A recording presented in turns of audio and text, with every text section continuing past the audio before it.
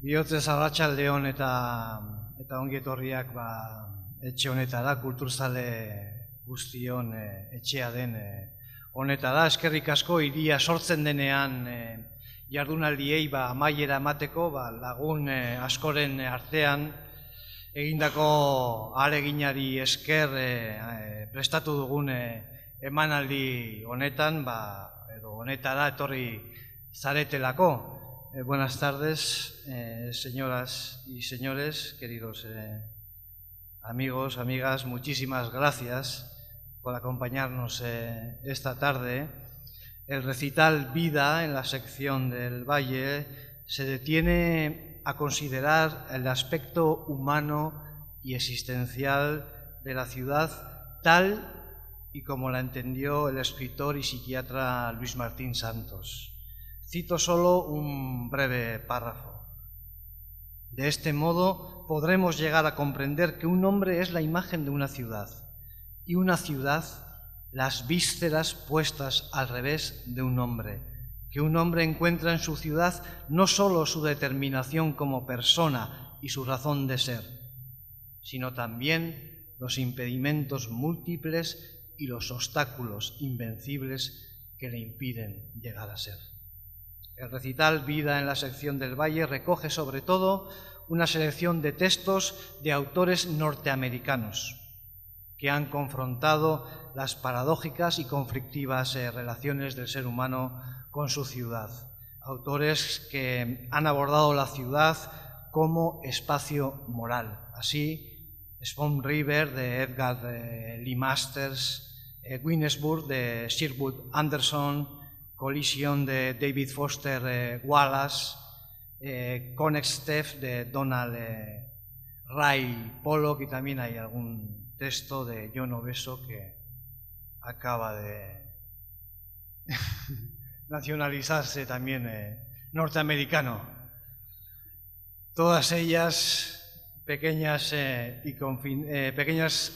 ciudades pequeñas y confinadas, comunidades, asentamientos apenas significativos, insertos como una herida en la sección del Valle, esa unidad geográfica característica, región esencial e instrumento didáctico donde, tal como lo entendiera Patrick Geddes, se desarrollan desde la montaña al mar todas las formas primitivas del trabajo. El recital se acompañará con fragmentos del documental The City, dirigido por Ralph Steiner para la Feria Mundial de Nueva York de 1939, basado en un tratamiento de Lewis Mumford. La película sigue una secuencia histórica y utiliza los siguientes lugares. En el comienzo, Nueva Inglaterra, una comunidad rural del siglo XVIII, la ciudad industrial, ciudad del humo, Pittsburgh, la metrópolis, hombres en acero, Manhattan, la autopista, la ciudad sin fin, congestión del tráfico del domingo en Nueva York y Nueva Jersey, y la ciudad verde, Greenbelt, Maryland y Radford, Nueva Jersey. Y en la sesión de esta tarde, como protagonistas del final del ciclo El invento de la ciudad, pues los locutores Ekain Pérez, Joseba Sacristán y Maider Gorostegui, junto con los músicos Jon Urbizu, Joanes Ederra y Antxon Tellería, nos acercarán a la belleza de los textos de Vida en la sección del Valle. Vaya a todos ellos nuestro más profundo agradecimiento. Les dejo con Vida en la sección del Valle. Eskerrik asko, muchísimas gracias.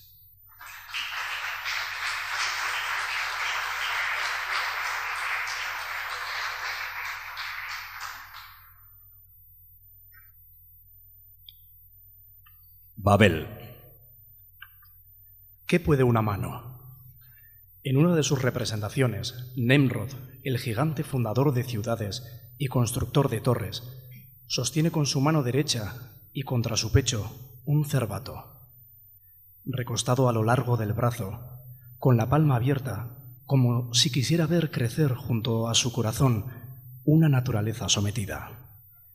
Todos destacamos en la imagen la mirada mansa del animal, la dulzura con la que es sostenida sin atraparla. Contamos hasta 6 el número de puntas en sus cuernas y nos entretenemos pensando que el ciervo debiera ser ya adulto.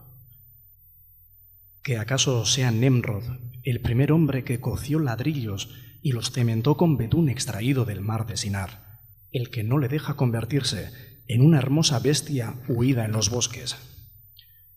Nadie, sin embargo, se acuerda del arbusto de Árgoma en su mano izquierda, sujeto con fuerza, apresado también en un puño.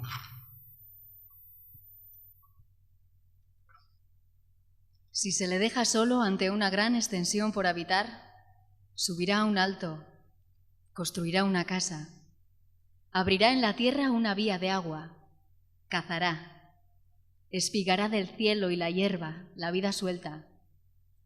Olvidará los otros trabajos, su nombre en los días festivos, y sin embargo el símbolo nuevamente indemne en la secuencia impar de los días. Al fin lo extraordinario, la excelencia o el prodigio, que una tormenta de arena sepulte su casa, que la tierra se seque, quizás la migración de todas las especies aún por conocer, el amor o la duplicación.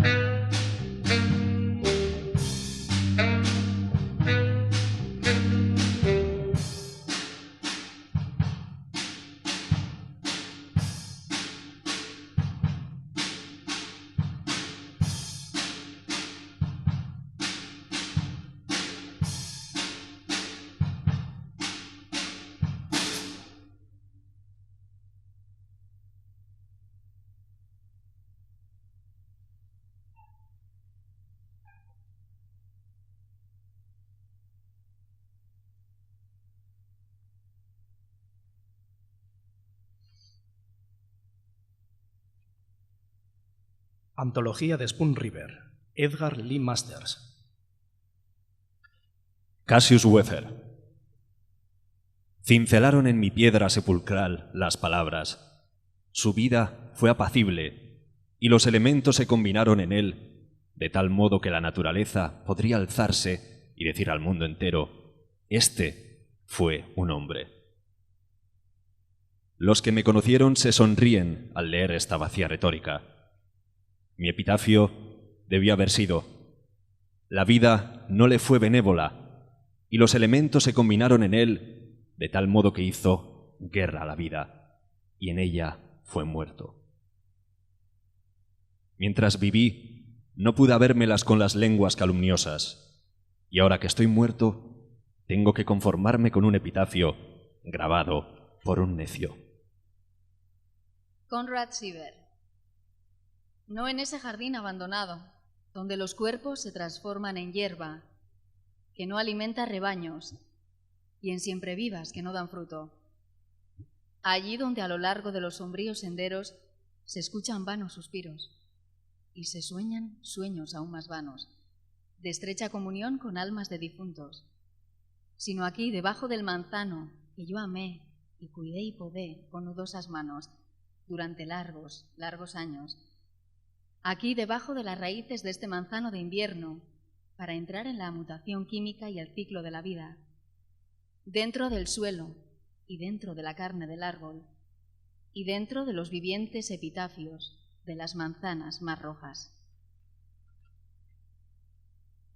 Shaw, el as. Nunca entendí la diferencia entre jugar al póker por dinero y vender bienes raíces, ser abogado, banquero o lo demás. Todo lo domina el débil azar. Sin embargo, conoces al hombre hábil en los negocios, éste caminará entre reyes. Jack, el ciego. Estuve tocando el violín todo el día en la feria del distrito. Pero al volver a casa, Butch Weldy y Jack Maguire, que bramaban borrachos, hicieron que tocara la canción Susie Skinner, mientras castigaban a los caballos, hasta que se desbocaron. Ciego como era, traté de saltar mientras el coche caía en la zanja, y quedé atrapado entre las ruedas y muerto. Hay aquí un ciego con una frente grande y blanca como una nube. Y todos nosotros, violinistas, desde el más elevado hasta el más humilde, escritores de música y narradores de historias, nos sentamos a sus pies y le escuchamos cantar la caída de Troya.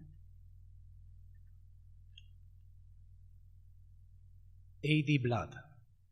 Si vosotros el pueblo pensasteis que el mío fue un buen trabajo, cuando clausuré las tabernas y prohibí los juegos de naipes, y arrastré a la vieja Daisy Fasser ante el juez Arnett, en muchas cruzadas para redimir al pueblo del pecado, ¿por qué permitís que Dora, la hija de la sombrerera, y el indigno hijo de Benjamin Partier, de noche hagan de mi tumba su sacrílega almohada?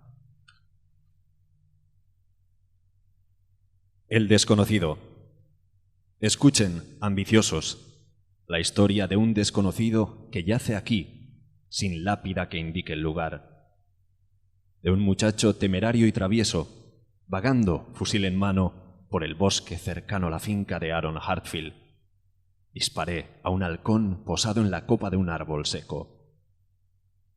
Cayó con un grito gutural a mis pies, rota un ala. Lo puse en una jaula, donde vivió muchos días, graznando airadamente contra mí cuando le ofrecía comida. A diario busco en los dominios del Hades el alma del halcón, para brindarle la amistad de uno a quien la vida hirió y enjauló. Schroeder el pescador. Me sentaba en la orilla alta de Bernadotte y tiraba migas de pan al agua para ver cómo peleaban las tencas, hasta que la más fuerte se llevaba el bocado. O me iba a mi pequeño pastizal a ver a los pacíficos cerdos durmiendo en el barro, o haciendo carantoñas con el hocico, y les vaciaba una cesta de maíz amarillo para verlos empujarse, gruñir, morderse, pisoteándose unos a otros para conseguir un grano. yo vi cómo la granja de Christian Dalman, con más de 1500 hectáreas, se tragó la parcela de Felix Smith, como una perca se traga a una tenca. Y proclamo que si hay en el hombre algo, espíritu, conciencia, aliento de Dios, que le haga diferente de los peces y los cerdos, que me lo demuestren. Felix Smith. Solo era una casita de 2 habitaciones, casi como una casa de muñecas. Apenas 2 hectáreas de terreno. Tenía muchas bocas que alimentar, ropa, escuela, una mujer enferma de tanto parir. Un día, el abogado de Whitney vino a verme y me dijo que Christian Dalman, propietario de 1500 hectáreas, había comprado las 40 lindantes con mi casa en 1871 por $11, en una subasta por no pagar los impuestos cuando mi padre estaba mortalmente enfermo. Discutimos, claro, y lo pusimos en manos de la ley. Cuando llegó el momento de probarlo, un apeo de la tierra demostró tan claramente como el día que en la compra de Dalman se incluía mi casa. Salí de la sala del tribunal y me fui a trabajar como empleado de Christian Dalman. El juez Somers. ¿Cómo ocurrió, decidme, que yo, el más erudito de los abogados, que conocía a Blackstone y a Koch casi de memoria, que pronuncié el más notable discurso que el tribunal hubiera oído nunca, y escribí un alegato merecedor del elogio del juez Brice? ¿Cómo ocurrió, decidme? ¿Qué hago ahora? ¿Qué hallazgo aquí olvidado, ignorado, mientras que Chase Henry, el borracho de la ciudad, tiene un pedestal de mármol rematado por una urna en la cual la naturaleza, por irónico capricho, ha sembrado césped en flor? La señora Williams. Yo fui la sombrerera de quien tanto se habló y mintió. La madre de Dora, cuya extraña desaparición se atribuyó a su crianza. Mi ojo, alertado a la belleza, vio mucho más que cintos, hebillas y plumas, y paja de Italia y fieltros, para contrastar los hermosos rostros y el cabello oscuro y el dorado. Sí, diré una cosa, y también preguntaré otra. Las que roban maridos usan polvos y fruslerías y los sombreros de moda. Esposa, vístanlos a su vez. Los sombreros pueden engendrar divorcios. También podrían evitarlos. Ahora bien, les pregunto, si todos los niños nacidos aquí en Spoon River hubieran sido criados por el condado en alguna granja, y las madres y los padres dotados de su libertad para vivir como querían y cambiar de pareja si deseaban, ¿piensan en verdad que Spoon River habría sido peor? Traynor, el boticario. Solamente el químico puede decir, y no siempre el químico, qué resultará de combinar fluidos o sólidos. ¿Y quién puede decir cómo hombres y mujeres reaccionarán entre sí o qué niños nacerán? Allí estaban Benjamin Pantier y su esposa, buenos en sí mismos, pero nefastos el uno con el otro. Él, oxígeno. Ella, hidrógeno. Su hijo, un fuego devastador. Yo, Traynor el boticario, mezclador de elementos químicos, muerto mientras hacía un experimento, viví sin casarme. John Horace Burleson. Gané el premio de ensayo en el colegio, aquí en el pueblo, y publiqué una novela antes de los 25 años. Fui a la ciudad en busca de temas y para enriquecer mi arte. Allá me casé con la hija de un banquero y más tarde llegué a presidente del banco, esperando siempre estar desocupado, para escribir una novela épica sobre la guerra. Entretanto, era amigo de los grandes y amante de las letras, y huésped de Matthew Arnold y de Emerson. Un orador de sobremesa, escritor de ensayos para los círculos locales. Al final me trajeron aquí, el hogar de mi infancia, ¿sabéis?, sin siquiera una pequeña lápida en Chicago, para mantener vivo mi nombre. Oh, la grandeza de escribir este solo verso. Agítate, profundo y tenebroso océano azul. Agítate. Schofield Hasley. Dios, no me pidas que apunte tus maravillas. Te reconozco las estrellas y los soles y los incontables mundos. Pero he medido sus distancias y los he pesado y he descubierto sus sustancias. He inventado alas para el aire y quillas para el agua y caballos de hierro para la tierra. He extendido la visión que me diste 1.000.000 de veces y la audición que me diste 1.000.000 de veces. He traspasado el espacio con mi palabra y tomado fuego del aire para hacer luz.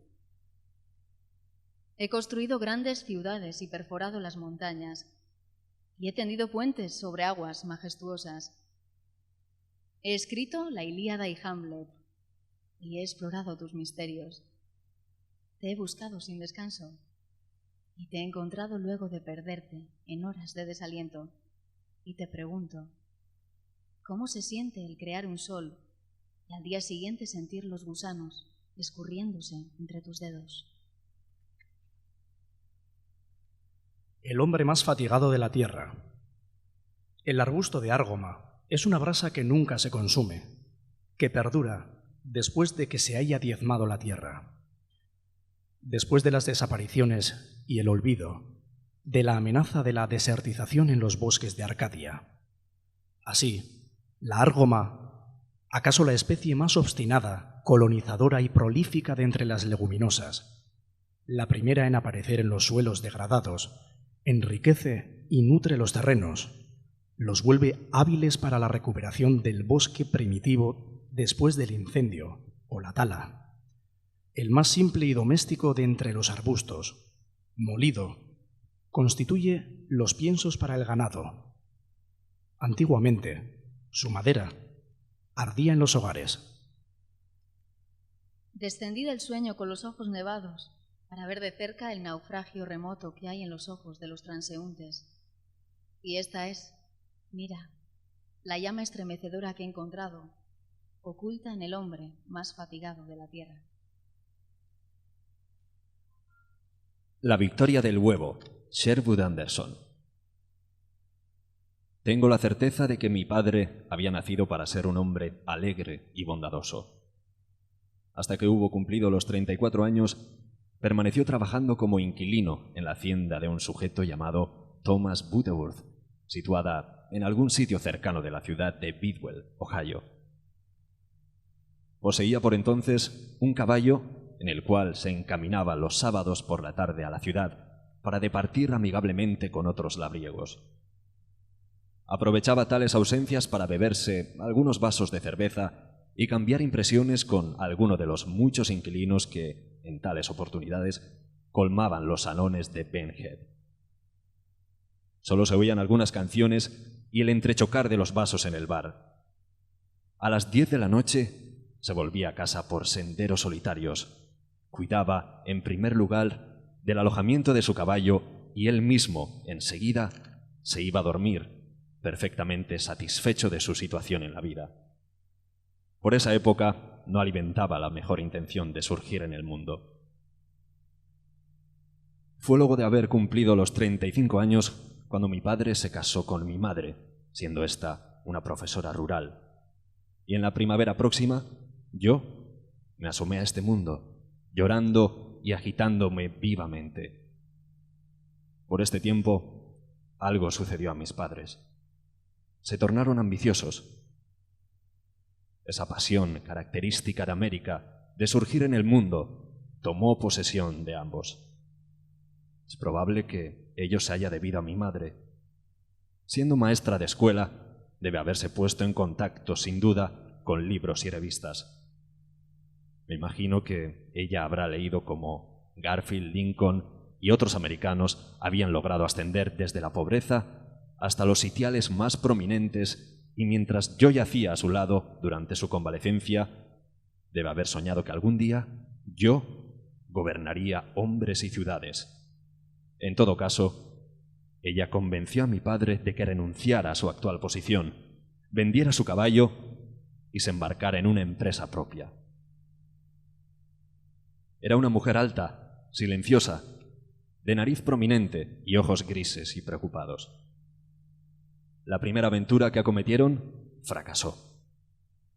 Arrendaron 10 acres de tierra estéril y pedregosa en Grease Road, a 8 millas de distancia de Bidwell, y se dedicaron a criar gallinas.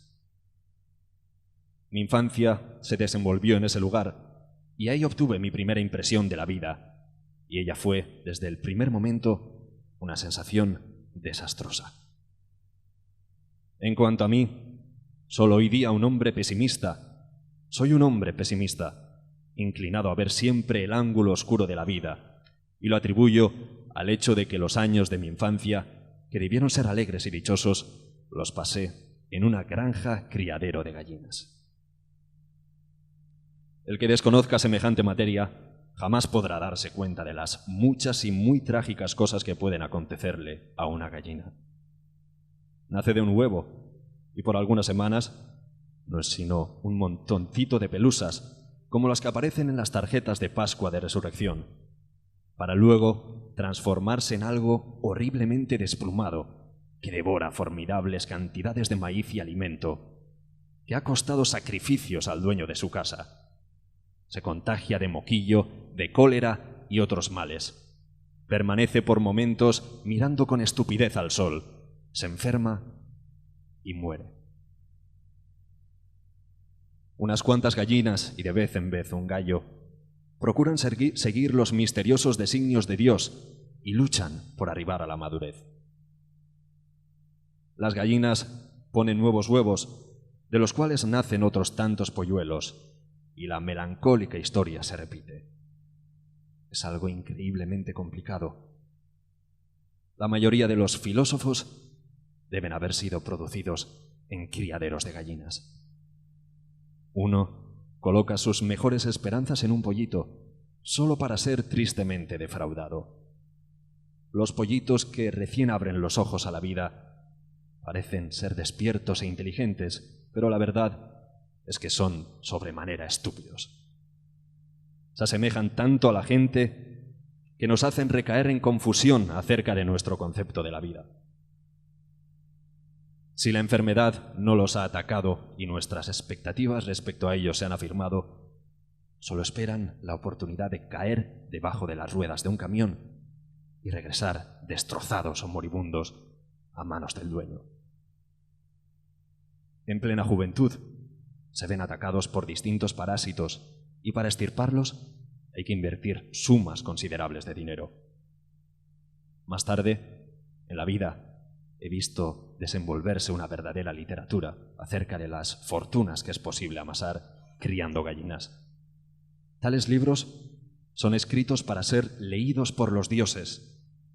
Han recién comido el fruto del árbol del conocimiento del bien y del mal. Es un tipo de literatura optimista que difunde grandes expectativas para la gente ambiciosa y dando por sentado que basta poseer unas pocas gallinas. No os dejéis embaucar por ellos. No fueron escritos para vosotros. Marchad primero a buscar oro en los helados cerros de Alaska o depositad vuestra confianza en la rectitud de algún político o bien aceptad de buen grado que el mundo se está tornando mejor y que a la larga el bien triunfará sobre la maldad. Pero no leáis ni creáis a la literatura que especializa acerca de las gallinas. Eso no es para vosotros. Vida en la sección de Valle. Una historia material de la ciudad. En una fotografía que muestra un solar demolido del Bajo Manhattan, aparece retratado entre escombros el insigne reportero Joseph Michel. Con paso firme, el primero de los amigos de la arquitectura en hierro fundido escarba con los zapatos los restos con los que glosar la colección de fracasos y olvidos que ya iniciara en las granjas de North Carolina antes de llegar a la ciudad y hacerse escritor. En esta su historia material de la ciudad encontramos los artículos y perfiles anónimos que lo harían famoso. Entre las historias de predicadores callejeros, personalidades circenses, indios constructores de rascacielos, la monumental y megalómana obra que pretendiera el profesor Gaviota, Joe Gould, una historia oral de nuestro tiempo. Así, maquinaria desahuciada, a los pies del primero de los amigos de la arquitectura en hierro fundido. Ahora, las cuberterías de los comedores dispersos, el ingenio al fin liberado de los matraces en los laboratorios, el cuerpo eviscerado de la fundición. En poco tiempo los árboles de los montes cercanos han polinizado las estancias. Hay brezos y brecinas que nos avisan del avance de los bosques, arbustos de árgoma, aferrados a los dinteles y quicios de las puertas. La vida nueva se descuelga de las ventanas y trepa.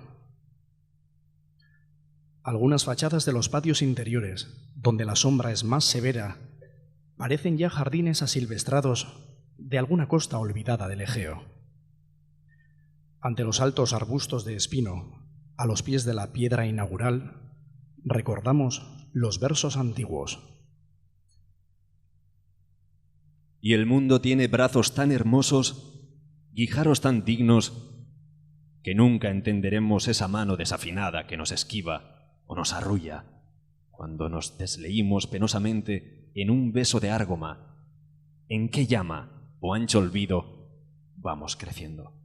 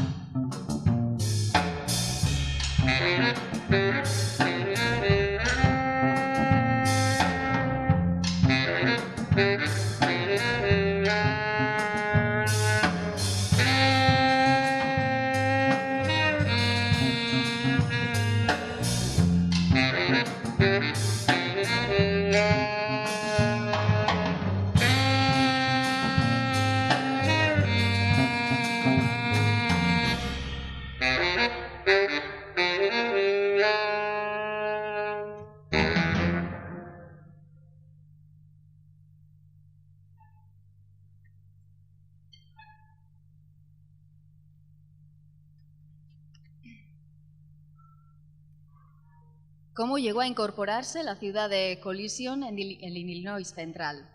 A saber, todas las comunidades de Illinois, desde el imponente Chicago hasta Little Egypt, tienen su origen y razón de ser en la producción de alimentos. El suelo de Illinois ocupa el segundo lugar mundial, solo después del delta del Nilo, en porcentaje de materia putrescente, es decir, en fertilidad. Illinois también ha sido siempre famosa por su infinidad de carreteras rurales sin arcenes, diminutas y mantenidas en pésimo estado, a ambos lados de las cuales el maíz crece deprisa, alto y robusto. Ese maíz alto, denso y frondoso impide que los conductores puedan ver, en los cruces de esas carreteras diminutas, si viene alguien o no. Y el dinero necesario para poner un letrero que diga «cuidado» parece que nunca acaba de llegar.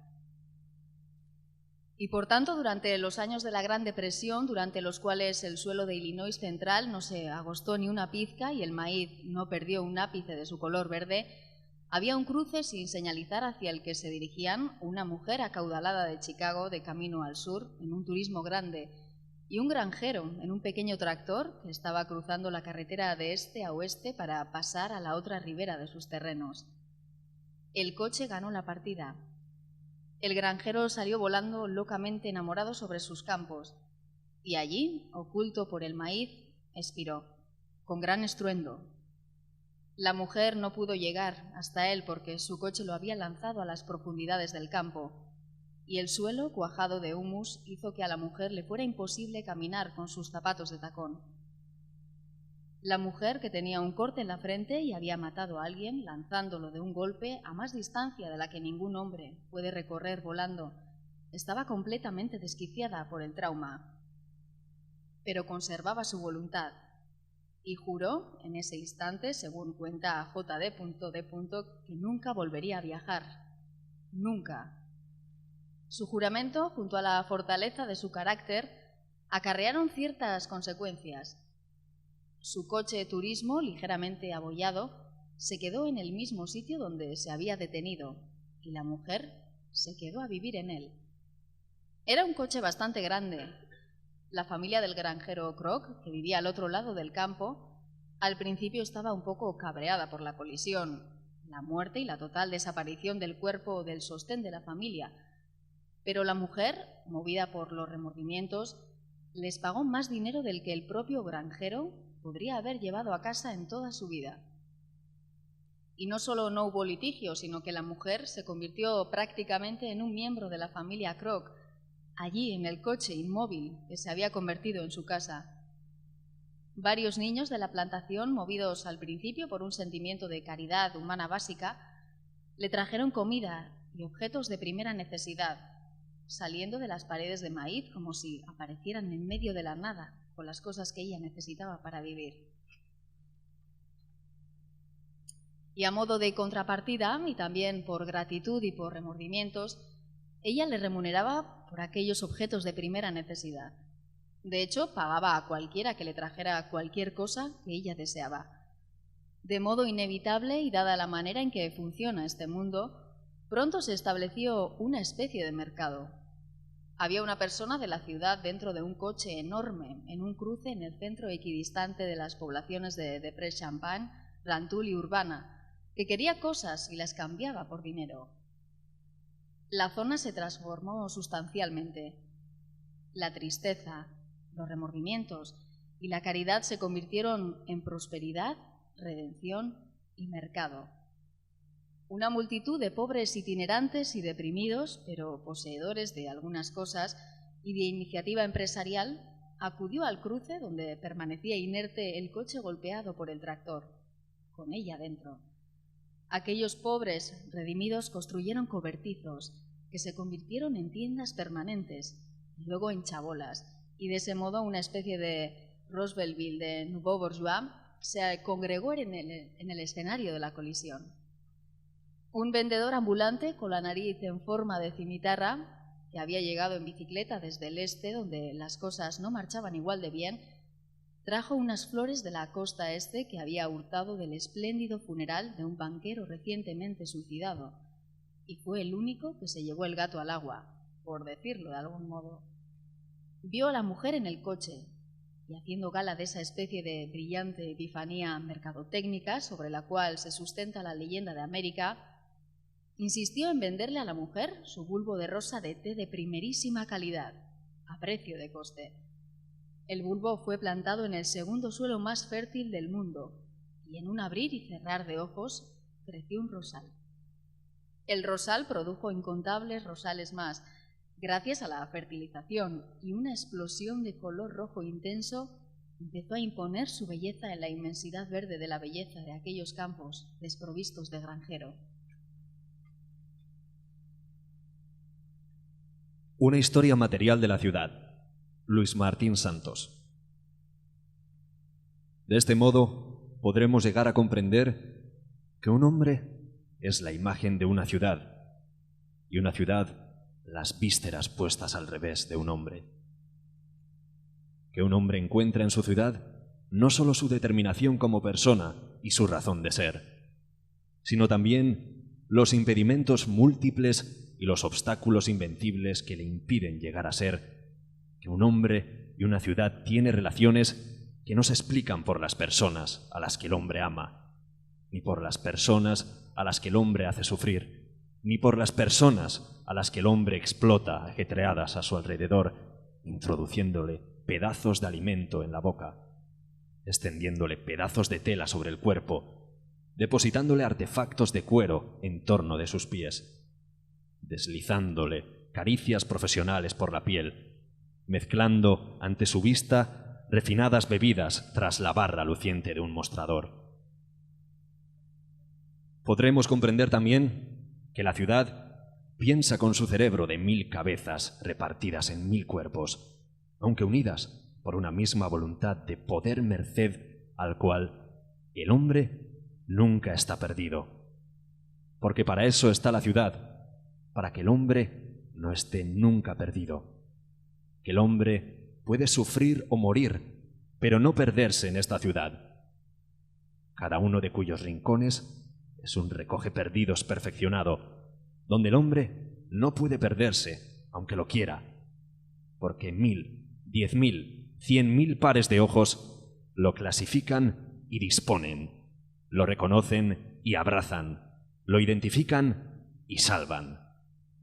Le permiten encontrarse cuando más perdido se creía en su lugar natural, en la cárcel, en el orfelinato, en la comisaría, en el manicomio, en el quirófano de urgencia. Un signo somos, sin significado, sin dolor somos, y en tierra extraña casi perdimos el habla. Winnesburg, Ohio, Sherwood Anderson. En los últimos 50 años, la vida de nuestro pueblo ha sufrido un cambio enorme. De hecho, ha tenido lugar una auténtica revolución. La llegada de la industrialización, acompañada del tumulto y la agitación de los negocios, los agudos chillones de los millones de voces nuevas que han venido hasta nosotros procedentes de ultramar, el ir y venir del ferrocarril, el crecimiento de las ciudades, el tendido de las líneas de trenes de cercanía que conectan las ciudades entre sí y pasan por delante de las granjas, y en los últimos tiempos la llegada del automóvil, han supuesto una tremenda transformación en la vida, las costumbres y el modo de pensar de los habitantes del Medio Oeste. Ahora, por muy mal escritos y concebidos que estén, hay libros en todas las casas. Las revistas tienen tiradas de millones de ejemplares y hay periódicos en todas partes. En nuestros días, un granjero junto a la estufa de una tienda de su pueblo tiene la cabeza llena a rebosar de opiniones ajenas. Los periódicos y las revistas se la han llenado de pájaros. La mayor parte de la vieja y brutal inocencia, que tenía algo también de hermosa inocencia infantil, ha desaparecido para siempre. El granjero junto a la estufa es hermano del hombre de la ciudad, y si uno le escucha, comprobará que emplea la misma verborrea sensata que cualquier habitante de una gran metrópoli. Folly Down.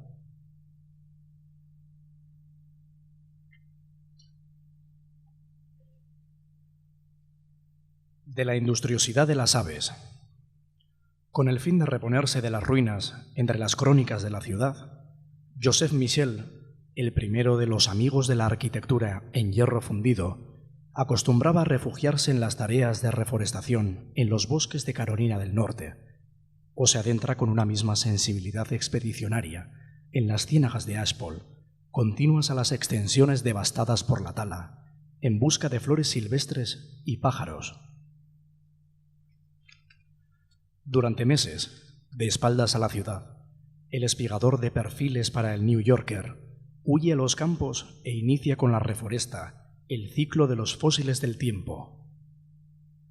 En una de las entradas de su diario, titulada Vida en la sección de Valle, seguido de una singular descripción del arbusto de Árgoma y ante la visión de un pájaro carpintero trabajando la corteza de un gomero muerto, deja testimonio: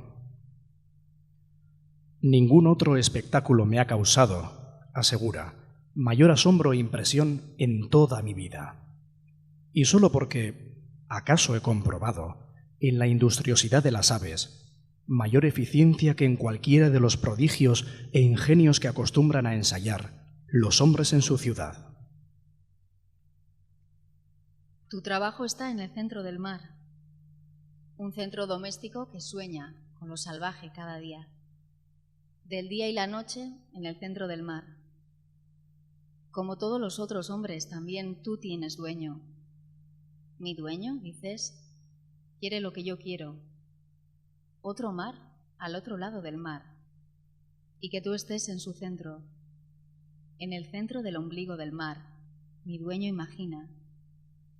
Una esfera que no piense las horas del fondo de la tierra. Que seas otro, cada día con las manos que ya te conocen.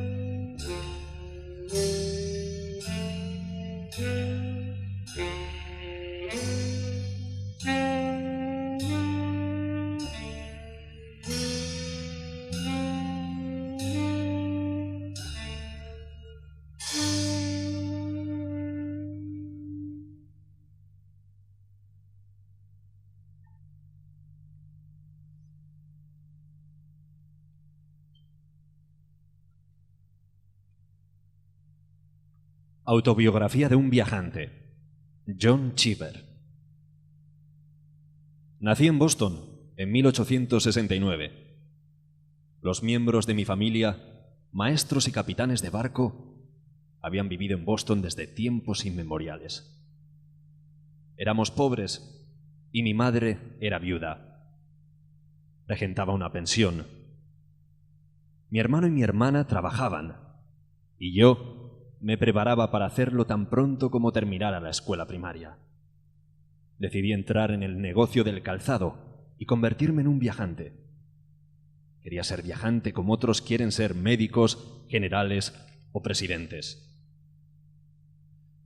Cuando tenía 12 años, dejé la escuela y conseguí un trabajo de botones en las oficinas de una gran empresa de botas y zapatos. El primer año, mi sueldo fue de $100.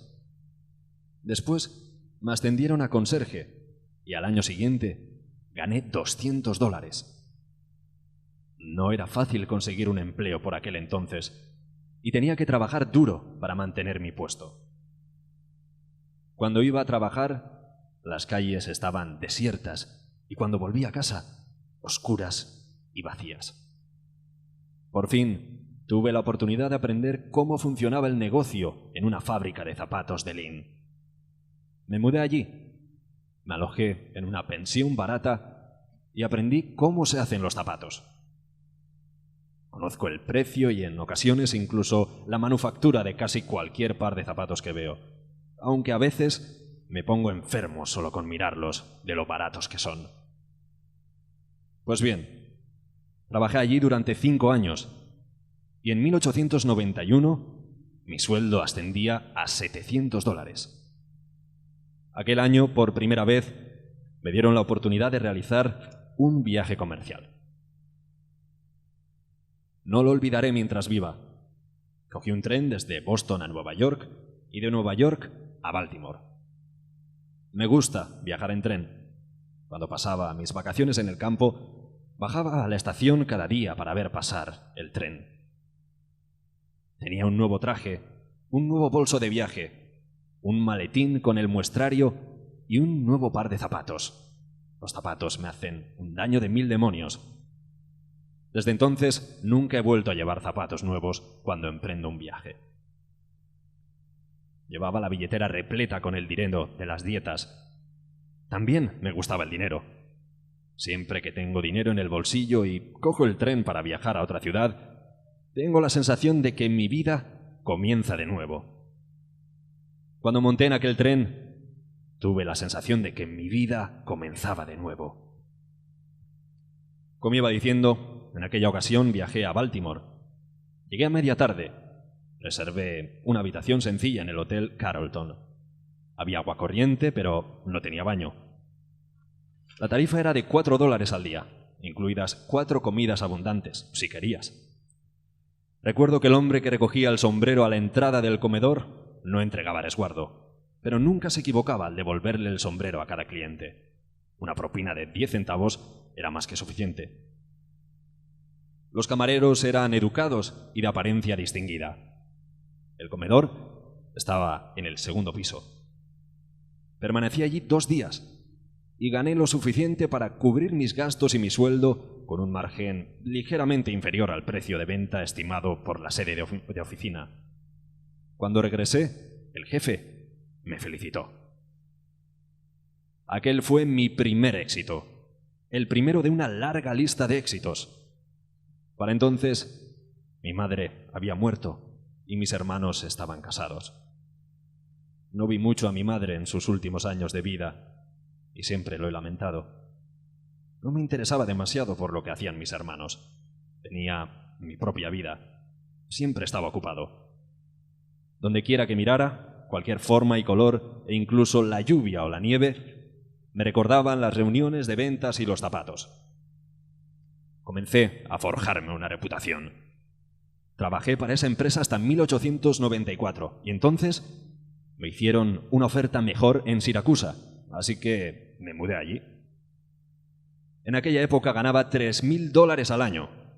Viajaba en los trenes más rápidos, encargaba mi vestuario a un buen sastre y me albergaba en hoteles caros.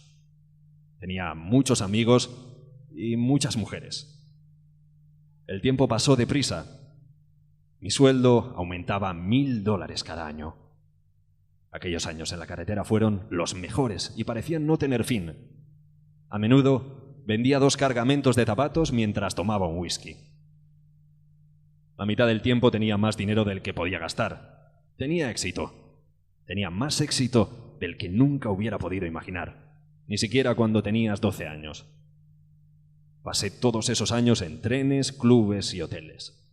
Mi zona cambiaba con cierta frecuencia y llegó un momento en el que había cubierto todas las regiones de Estados Unidos. Conozco Estados Unidos y adoro Estados Unidos. Ahora mismo podría recitar cientos de nombres de sus ciudades, al igual que puedo recitar nombres de mujeres. Conozco los hoteles y los horarios, e incluso el humo de sus trenes tiene un olor dulce para mí. Tenía 10 trajes, 20 pares de zapatos y 2 veleros en Boston que utilizaba cuando pasaba por la ciudad. Apostaba a los caballos en todos los grandes circuitos y jugaba a las cartas, a los dados y a la ruleta. Era masón, miembro honorario de los Elks y tenía 2 pólizas de seguros.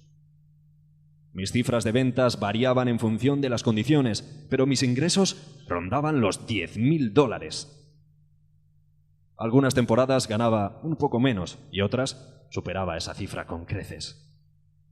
Sequías, lluvias torrenciales, modas, decesos, rencillas entre compañeros, todo tenía una incidencia en el negocio, pero el negocio era esencialmente el mismo que había conocido desde los 12 años.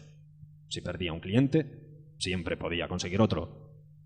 Las compras las realizaban individuos para empresas particulares. Los zapatos que vendía eran caros y bonitos. El negocio sufría fluctuaciones estacionales porque los hombres llevaban botas en invierno y zapatos de cordones en verano. Nadie lleva zapatos de cordones en invierno, y si lo hacen es porque están locos. En 1925 mi sueldo comenzó a disminuir, de los $10.000 a los $8.000. Entonces trabajaba para una empresa de Rockland y tenía mi sede en el Hotel Statler de Detroit. A finales de ese año, la empresa se retiró del mercado. Empezaron a sentir que la moda tendía hacia los zapatos baratos. Fue una sabia decisión retirarse en aquel momento del mercado, en vez de quedarse a la expectativa, como el resto de nosotros, ingenuos. A principios del año siguiente, representé a una empresa de Lean, pero cerraron cuando llevaba trabajando 9 meses para ellos.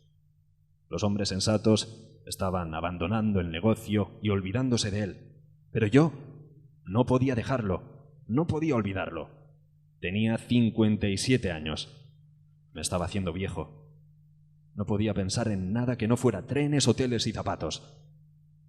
Después traté de encontrar otra empresa que fabricara el mismo tipo de zapatos que estaba acostumbrado a representar, pero no pude encontrar ninguna. Todas estaban en venta o liquidando. Terminé por recorrer los caminos vendiendo zapatos baratos para una empresa de Weymouth, Massachusetts. Era la primera vez en mi vida que tenía que vender zapatos baratos y odiaba hacerlo. Había que vender 1000 pares de zapatos para ganar lo que te pagarían por un centenar en los viejos tiempos. Mis ventas apenas cubrían las comisiones, el sueldo y los gastos. Trabajé duro y vendí muchos zapatos, pero no obtuve ningún beneficio. Era como tratar de parar la lluvia con mis propias manos. Aquellos años no gané más de $3.000. Poco a poco, mis viajes empezaron a saldarse con números rojos. La forma de hacer negocios había cambiado más rápido de lo que yo podía cambiar. Las cadenas y los almacenes regentados por fabricantes sustituyeron a las tiendas particulares. Los zapatos baratos sustituyeron a los caros. Las tarifas de los trenes aumentaron y los hoteles no eran más baratos. Los pocos compradores independientes que quedaban no compraban lo suficiente para cubrir los gastos que suponían las ventas. Compras reflexivas las llamábamos. Cuando cumplí 62 años, no tenía trabajo. No he vuelto a trabajar desde entonces. Me estoy haciendo viejo. Mi póliza de seguros venció. Mi dinero se ha desvanecido. Mi hermano y mi hermana han fallecido. Mis amigos están muertos. El mundo en el que sé moverme, hablar y ganarme la vida ha desaparecido. El ruido del tráfico bajo la ventana de esta habitación amueblada me lo recuerda. Hemos sido olvidados. Toda nuestra experiencia no sirve para nada. Pero cuando pienso en los días en la carretera y en lo que he hecho y en lo que me han hecho, casi nunca lo hago con tristeza. Hemos sido olvidados como viejas guías telefónicas, como almanaques, como la luz de gas o como esas grandes casas amarillas con cornisa y cúpulas que solían construirse. Eso es todo. Aunque a veces tengo la sensación de que he malgastado mi vida. A veces tengo esa sensación por la mañana mientras me afeito. Me entran náuseas, como si algo me hubiera sentado mal. Me veo obligado a soltar la cuchilla y apoyarme en la pared. De la industriosidad de las aves. Así viveros con los que repoblar los ríos que anegaron las fábricas. Un jardín botánico para contarnos la historia migratoria de los árboles. Un museo de pájaros vivos. Un invernadero con su colección de 5.000 especies de insectos de un solo día. Laboratorios de artes y oficios que se inventan a diario. Hay trapecios descolgados desde las vigas de los antiguos puentes de grúa, cuerdas tendidas donde ensayan los niños juegos ingrávidos.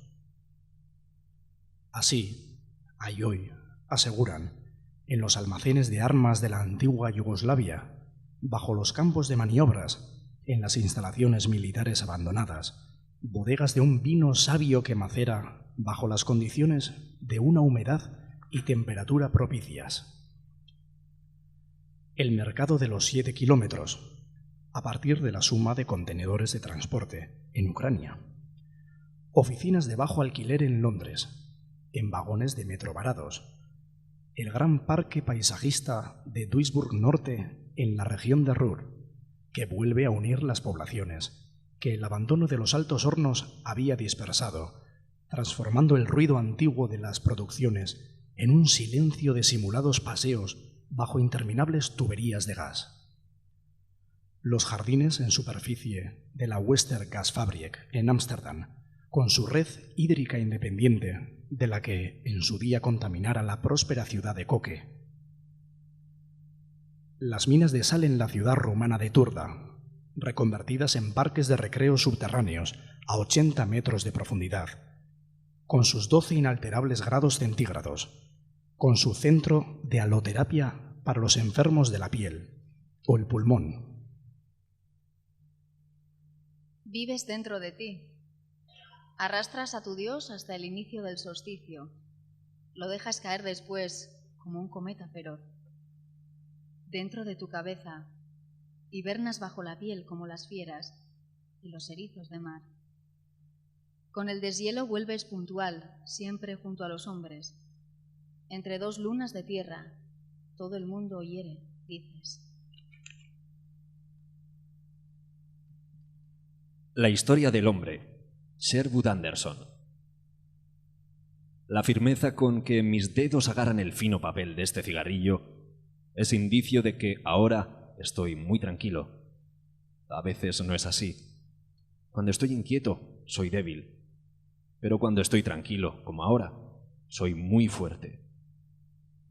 Ahora mismo iba por una de las calles de mi ciudad y entré en un portal y subí hasta aquí, donde ahora estoy, tumbado en la cama y mirando por la ventana. Muy repentina y completamente vino a mí el discernimiento de que podría coger los altos edificios por sus caras con la libertad y facilidad con que ahora estoy cogiendo este cigarrillo. Podría sostener el edificio entre mis dedos, ponerlo en mi boca y exhalar el humo a través de su estructura. Podría exhalar bien lejos la confusión, exhalar un millar de personas a través del techo de uno de esos edificios altos y mandarlas hacia el cielo, hacia lo desconocido. Edificio tras edificio los consumiría como consumo los cigarrillos de esta cajetilla. Podría arrojar colillas de ciudades por encima de mi hombro a través de la ventana. No me sucede a menudo lograr el estado en el que ahora me encuentro, tan tranquilo y seguro de mí mismo. Cuando me inunda ese sentimiento, surge en mí una franqueza y una simplicidad que hace que me ame. En tales momentos me digo palabras fuertes y dulces. Estoy en un sofá cerca de la ventana y podría pedirle a una mujer que viniera a tumbarse conmigo, o a un hombre también si se trata de esto. Podría coger toda la hilera de casas de una calle, descabezarlas, vaciarlas de gente, apretar y comprimir a toda esa gente en una sola persona y amar a esa persona. ¿Ven esta mano? Imaginen que sostiene un cuchillo que puede cortar toda la falsedad que hay en ustedes. Imaginen que puede atravesar las fachadas de las casas y los edificios en los que miles de personas yacen ahora dormidas. Valdría la pena considerarlo si los dedos de esta mano agarraran un cuchillo que pudiera cortar y atravesar todas las feas cáscaras en las que millones de personas viven encerradas. Folly Down. ¿Recuerdan los habitantes de Folly Down la noche en la que el tiempo se detuvo? Los muchos prodigios que tuvieron lugar en esa hora sin fin, en la que el día, antes de replegarse, parece dudar o temer el ahora lejano e inverosímil regreso de la luz. ¿Recuerdan la vieja furgoneta Ford aparcada en la colina con sus grandes letras de feria en las que el comerciante de vinos, el señor Weston, anunciaba su reclamo imperecedero y cómo todos bebieron de él? Antes de que en Folly Down la tierra volviera a girar sobre sí misma, el tiempo violento y mezquino del hombre en sus tramas quedó suspendido en la noche como un planeta sin voz, una estrella exhausta. La señorita Bunce pudo escapar de sus violadores bajo el árbol del conocimiento del bien y del mal. El señor Grunter rechazó los honores de un rey, esos que detentó durante años, al hacer creer a las gentes de Folly Down que era él quien, como los reyes, tumbaba a las niñas sobre el lecho de musgo del gran roble. El señor Grove perdonó a su hija por haber matado a su madre, al haberla hecho correr detrás de un ángel de papel azul hasta las vías del tren. El tratante Kiddle pudo también, al fin, vender un toro viejo al hacendado Manby. Y a ninguno de los asiduos de la taberna del ángel les importó ya que el señor Mick le robara el fuego. Todos saben ahora en Folly Down que el curso del tiempo en sus horas envenena la sangre y hace crecer en el hombre la rabia de vivir en la cólera de los días. El mismo y único arrebato sin fin en el fondo del trabajo en los campos, la sed del sol, los insoldables bancos de estrellas y peces. Que fue por eso por lo que llamó a nuestra puerta el comerciante de licores, el señor Weston, como un Apolo, el dios de las plagas que los hombres siempre han invocado para sanar. Y después, algo así como el campo a través, la ley de las semillas o el humo azul de la pipa del señor Manby que, elevándose en anillos, demostraba que la vida vivida así era la felicidad y que todas aquellas estrellas, junto con su creador, no eran sino una monstruosa depravación en el cielo negro.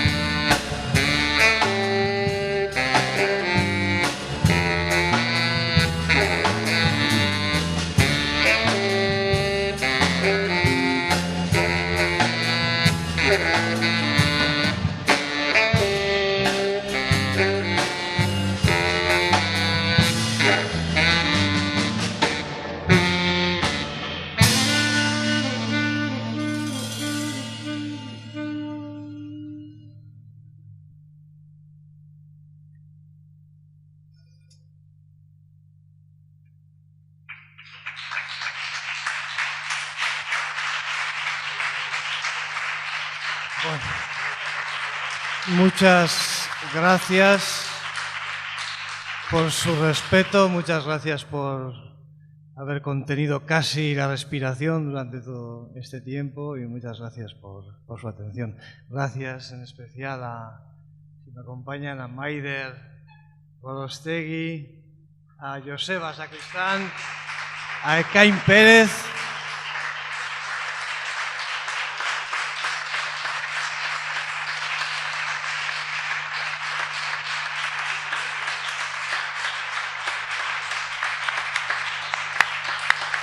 y en la música a Antón Tellería, a Joanes Sederra y a Jon Urbizu.